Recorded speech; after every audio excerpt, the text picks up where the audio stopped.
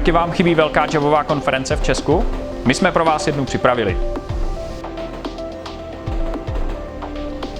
Tento rok proběhl již 14. ročník konference GOPAS TechEd DevCon zaměřené na Microsoftí technologie. Vzhledem k velkému zájmu jsme se rozhodli založit novou tradici a vypsat první ročník konference Java Days 2016, zaměřené na svět Javy. Věříme, že javisté potřebují stejně pohodlný přístup k novým informacím, jako ho mají lidé vyvíjející na platformě Microsoft.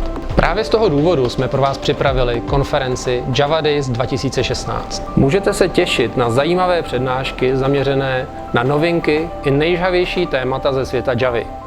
Potkáte největší javové osobnosti z celé České republiky, Petra Adámka, Petra Feršmana, Jirku Pinkase, Otce Fura a budu tam i já. Já budu povídat o Spring MVC, nejlepším frameworku na stavění REST Web Service. Budeme probírat Swagger, budování restového API, návrhové vzory, který je potřeba dodržovat, srovnáme Spring MVC a různé implementace JAX RS a všechno si to předvedeme na reálném kódu. Těším se na vás.